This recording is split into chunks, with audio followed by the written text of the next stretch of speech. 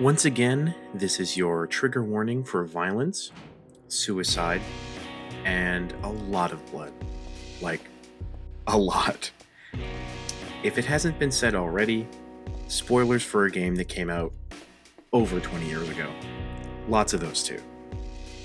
If neither of those things are for you, maybe sit this one out. So, last summer, I played Silent Hill 2 for the first time, which, if you haven't seen my hyperfixation video, go check that out first, and then come back here as there are some details I will be comparing, such as atmosphere, subtext, and gameplay design. But like I said in that video, I bought the HD collection because the PlayStation 2 copies I found online were all so expensive. Another added benefit of the HD collection is that it includes Silent Hill 3 as well, fully ported to 7th gen consoles. Having given myself some time to unpack my journey through the previous game, which by the way, you can go watch, I also watched the really bad 2006 movie twice. I was once again ready to return to Silent Hill, no pun intended. Now, just a little edit in post as I do voiceover, I forgot to turn on the original voices for my playthrough as compared to my last video when I played Silent Hill 2. So apologies for your ears having to hear the shitty voice lines that do not match the game's animation. In addition to that, I also forgot to change my Xbox clip time back to 5 minutes as opposed to 30 seconds. So all the footage I have in this video is mostly just 30 seconds after I press the button, or like 30 seconds up till I press the button, so sorry about that.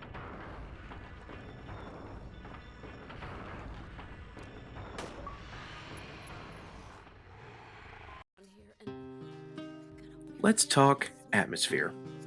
Much unlike the opening to the previous game, Silent Hill 3 decides to throw you straight into the gameplay loop via a dream sequence.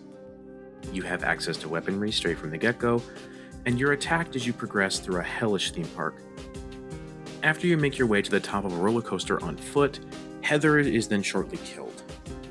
She then wakes up at a cafe in the shopping mall and realizes it was a dream. Shortly afterwards, she's met by a detective who says he needs to... Which, super weird way to phrase that. I think Heather is right to call stranger danger, especially seeing as this game was made in the early 2000s. She then hides from him in the bathroom and sneaks outside to a different part of the mall, where she then re-enters to find a number of creatures. And with that, I will quickly list and go over the base level enemies throughout this game as compared to Silent Hill 2, which in this case I feel like there are more. Ready to list? Here we go. Numb bodies, double heads, slurpers, closers, pendulums, insane cancers, and a returning favorite, the nurses.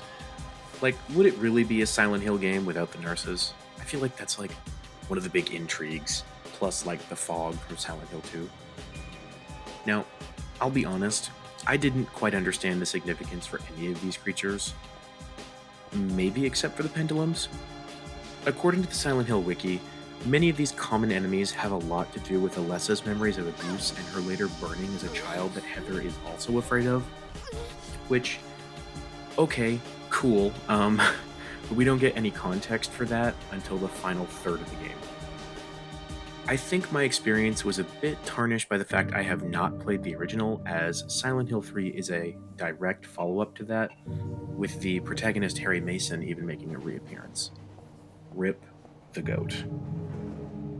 The general gist of the plot is this, from what I understood, and get ready, because it's a lot. Alessa Gillespie is born to an abusive mother who is a cultist that believes in a cruel god. Her adoptive sister Claudia wants Heather to birth this god into the physical realm because it would destroy reality and wipe the earth clean of what the Order defines as filth. She hires Douglas, whom we met earlier, a private detective, to find Heather. The reason Heather exists in the first place is because at the end of Silent Hill, Harry finds a baby after Cheryl is sacrificed to the Order. Again, haven't played it, I'm going on strings here from what I've seen online. He raises Heather as his own daughter. Cheryl's sacrifice occurs at the same time as Alessa's attempted birth of the god 17 years earlier. This is when she's burned at the stake. In which case, Heather becomes a transitive identity. Heather equals Cheryl equals Alessa. Claudia kills Harry Mason. Dun dun dun. Spoilers, sorry. Heather wants revenge. She then rejects and aborts the weird baby god, and blah blah blah blah blah, normal ending. I'll say more about all this during the gameplay section. But overall, it's a lot to take in. The game kind of hints at these ideas throughout, but by the end, we are full throttle into this plot. I will say I was way more scared playing this than Silent Hill 2. The previous game had two notable sections that got to me, the hospital and the hotel. But this game cranked the dial to 11 in the best possible way.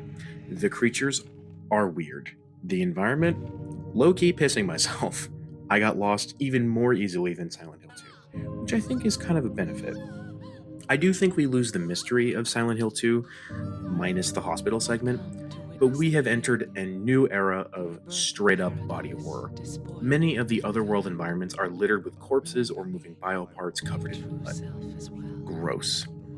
There are a lot more details in the environments that change or depend on player interaction, which is very Resident Evil of them, I will say.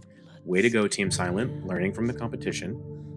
Now, one of these I want to show you, because it stood out to me, is this mannequin head about halfway through the game. You don't have to interact with it the first time, and it serves no purpose other than to make you scared, but it's so weird. Now, once again, the score absolutely fucks. Shout out Akira Yamaoka. I love his work. And with that, let's move on to Subtext.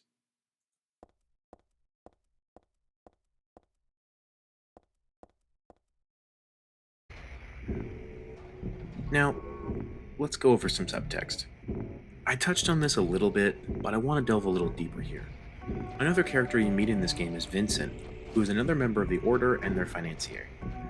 He seems to have his own selfish intentions beyond God or Claudia. More importantly, as far as I'm aware, Silent Hill 2 and 3 take place at the same time, meaning in at least one reality, James and Heather may have interacted. Not really significant, just fun to think about. When you are in South Vale, about halfway through the game, you can go to the club where Maria is from, and there is a poster with her on it, which I thought was a super cool reference if you played Silent Hill 2. I'll admit though, like I said, the lore of this game and its connections to Silent Hill 1 are a bit lost on me, but I still really enjoyed reading all the notes littered around the environments. Some of them are really fucked up.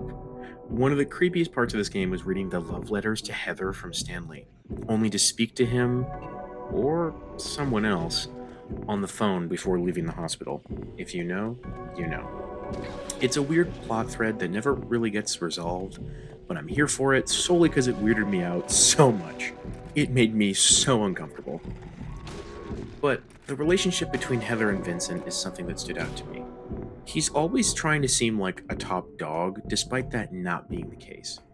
He'll often use mind games and dialogue to get advantage over Heather.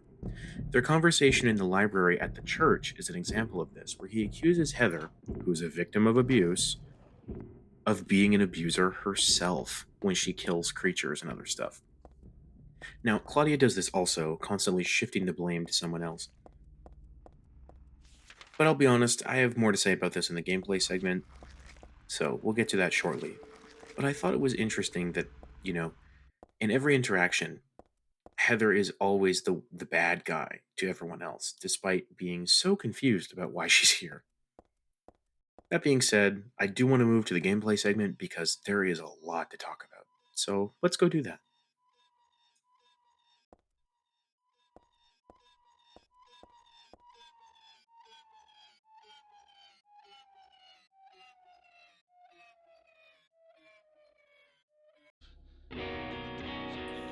Alright, let's get into gameplay, seeing as it's the big one. The engine being the same as Silent Hill 2 definitely made things more familiar, though I did still have to use a guide at times, because the level design is just still so tacky in spots. But on the plus side, I feel like I had mastered the combat this time around. Or so I thought. That's some subtle foreshadowing for you. That being said, let's talk bosses. I'm going to list them just like I did the enemies. Are you ready? Here we go. The Split Worm, the Missionary, Leonard Wolf, and Alessa. Now, you might notice, if you played the game before, There's another one I have yet to mention. God.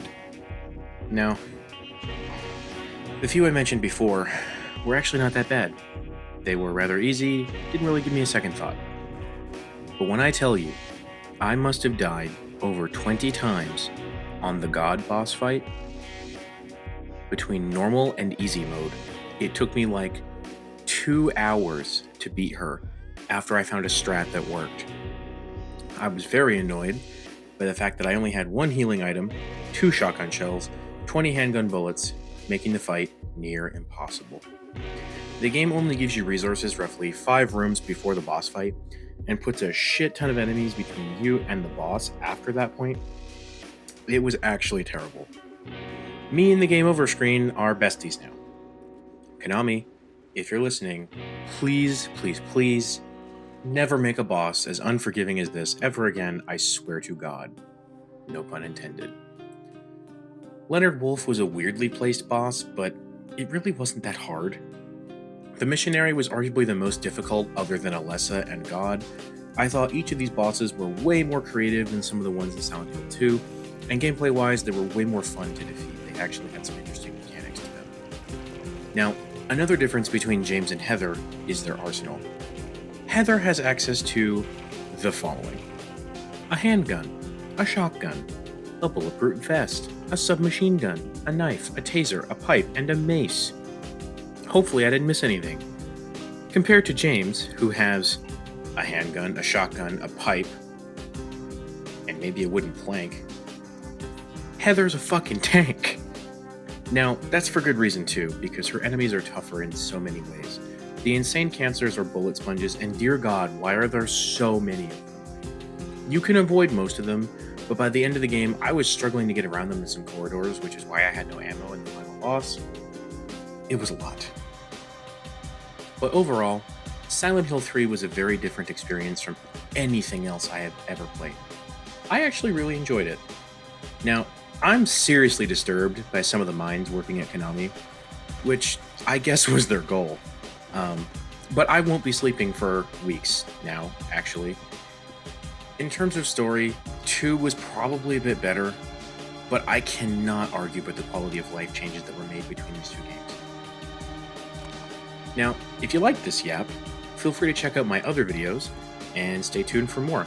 Let me know if I should play Silent Hill the original, Silent Hill 4, or something else. But for now, that's all from me. Thanks for watching.